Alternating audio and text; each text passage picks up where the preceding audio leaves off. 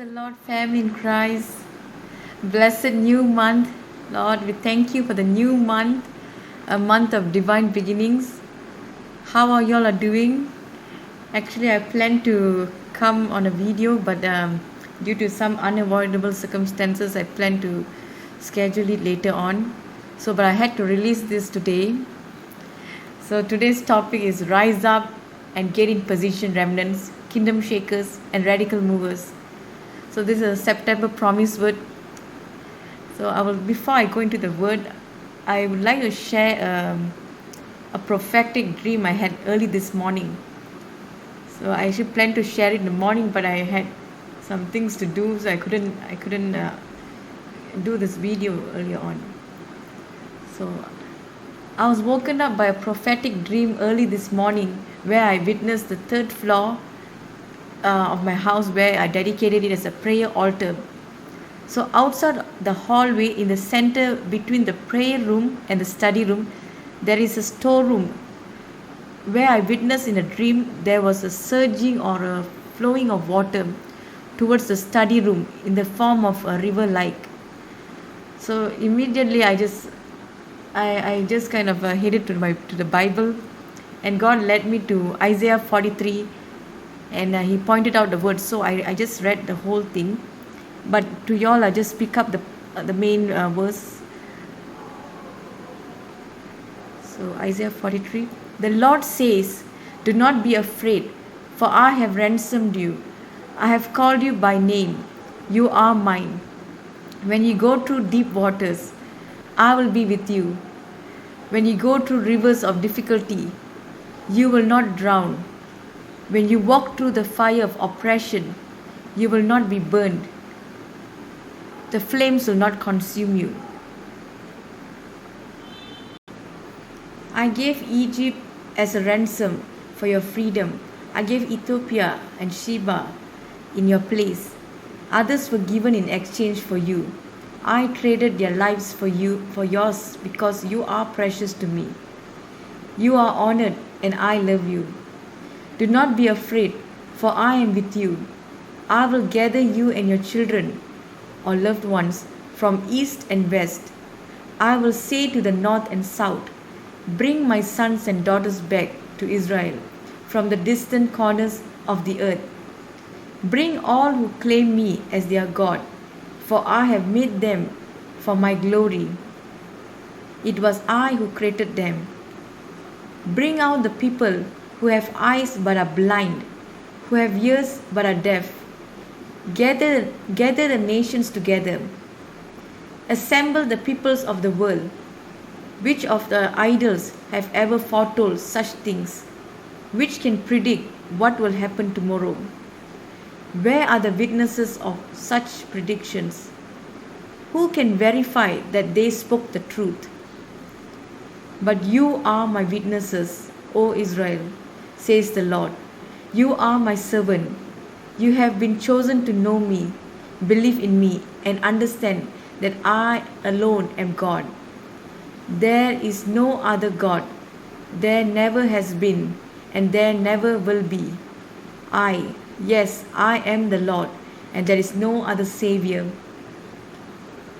First I predicted your rescue. Then I saved you and proclaimed it to the world. No foreign God has ever done this. You are witnesses that I am the only God, says the Lord. From eternity to eternity, I am God. No one can snatch anyone out of my hand. No one can undo what I have done. I am the Lord who opened a way through the waters, making a dry path through the sea. I called forth the mighty army of Egypt with all its chariots and horses. I drew them beneath the waves, and they drowned, their lives snuffed out like a smoldering candle wick. But forget all that. It is nothing compared to what I'm going to do. For I am about to do something new. See, I have already begun. Do you not see it? I will make a pathway through the wilderness. I will create rivers in the dry wasteland. Yes, I will make rivers in the dry wasteland, so my chosen people can be refreshed. I have made Israel for myself, and they will someday honor me before the whole world. I, yes, I alone, will blot out your sins for my own sake and will never think of them again. So, moving on, another scripture came to my mind as well. After this, Ezekiel 43. This is Ezekiel 43, 1 till 2 and 4 till 7. After this, the man brought me back around the east gateway. Suddenly, the glory of God of Israel appeared from the east. The sound of his coming was like the roar of a rushing waters, and the whole landscape shone with glory. And the glory of the Lord came into the temple through the east gateway. Then the Spirit took me up and brought me into the inner courtyard, and the glory of the Lord filled the temple. And I heard someone speaking to me from within the temple, while the man who had been measuring stood beside me. The Lord said to me, Son of man, this is the place of my throne, and the place where I will rest my feet. I will live here forever among the people of Israel. They and their kings will not defile my holy name any longer by the adulterous worship of other gods or by honoring the relics of their kings who have died. Amen. So, God has actually highlighted to me regarding the dream I had. So he pointed out something about the dream, because the water was flowing out from the storeroom. The storeroom, there's no toilet, there's no water supply over there. So the water was coming out from the storeroom towards the study room in a form like a river like. So, and that this reason I dreamt about it happened in the third floor, on the third floor, where it is the place where I sacrifice and it as a prayer altar. So I saw this when I saw this in the dream, I witnessed this. God immediately highlighted the verse about I will create rivers in the dry wasteland. Yes, I will make rivers in the dry wasteland, so my chosen people can be refreshed. So when this word I got, actually this, I think early this morning around 8 a.m. and I started to prepare to listen what God has something to talk about this dream.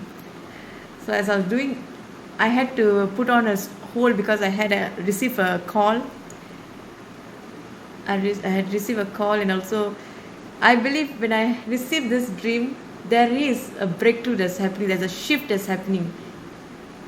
So I really accepted. I accepted it, and I really accepted it, and I believed in my spirit that something was about to shift for me. So true enough, there was some a call. Not a call. A message came in. Something that I've been praying for a long time, and God eventually worked supernaturally for me. I'll share it later on. When the time is right, I'll share it later on. What is it? So I asked God whether I should share it to the people. So I felt the peace, and I felt led to share it with y'all. So God was stating certain things, that even though that room there is no water supply, the water was flowing and forming like a river kind of image. Meaning that even though a situation in our life may seem hopeless and it's truly like beyond repair, we think there is nothing can come out good from it. But God will eventually create a situation. He'll create a miracle in that situation where we see it's dry and it's empty and it's like useless. He will create something there as long we have our faith on.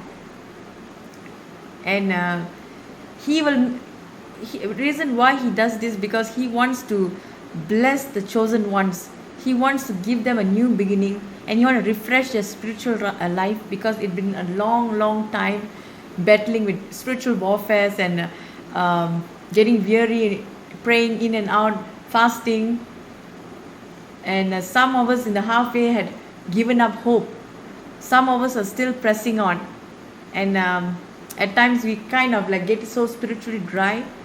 But our God is so merciful and is so gracious to us. He always comes on time. He always answers our prayer on time, because He doesn't do anything prematurely where we are unprepared to contend for that season, and where we kind of squander everything that God has blessed us. So God, He has a fatherly heart where He wants His child, He wants the best for His child, and He gets us prepared and equipped to receive it. Because many times, many previous seasons, due to immaturity or due to lack of discernment, we have lost our blessings, and we have probably, God has blessed us and we kind of didn't really appreciate it. But God is so good. Our God is a God of second chance, and He always desires the best for His children. And He has highlighted some things where I've taken note, and I've just jotted it down. I'll read it to you all. See, God has been in a business of preparing the chosen ones in the secret place for a period of time in isolation, to contend with the brand new season of a mighty harvest for souls, revival movement for His kingdom. He has been mending and realigning, repositioning our hearts and rekindling the fire, as well reigniting the passion for our first love, for our Heavenly Father and His Word. He was also renewing our mindset to His kingdom mission, pruning away our old characters, refining them, and then equipping the chosen ones for His kingdom work and appointed assignments. There is a river of healing and restoration flowing and reviving those areas in your life that suffered many years of hopelessness and situations beyond remedy. Those waiting periods may have taken a long time, and some of you may have given up hope. But behold, the Father is saying, I am about to surprise you with a sudden favor and door of opportunities. I am doing swiftly in my power and strength, in opening new doors at the right time. I am repositioning and orchestrating key connections to propel you forward into what I have predestined for you to accomplish. Expect the unexpected. This is your season of elevation, divine appointments, promotion, new assignments, divine connections, destiny helpers, and God is blessing you with your tribe, the people who are like-minded like you for the same mission. The past season may have tried to make you give up on my promises, but you kept pressing on with your faith. I am pleased with your great faith, the Father says. My glory is resting upon you, my child. I am gifting you divine favor in all areas of your life. I am backing you up for the challenges that comes in the new season, and you are well equipped, strengthened in the inner man to handle these challenges. I have set you apart and have chosen to launch you in this season. You are chosen for such a time as this, with a specific assignment uniquely created for you to fulfill it. So whatever I felt in my spirit that the Father is trying to say is that just step into whatever He has called you this season. Even though you have the fear and anything, just do it in that fear. That is how we handle that fear. Because many at times, probably in the past seasons, many opportunities would have came by, but due to we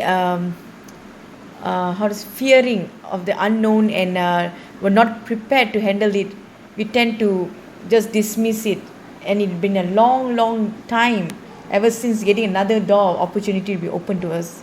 And God doesn't want us to miss this. Because this gifting that is inside of you is not for us, because there is a generation waiting for us to step into the calling that God has for us.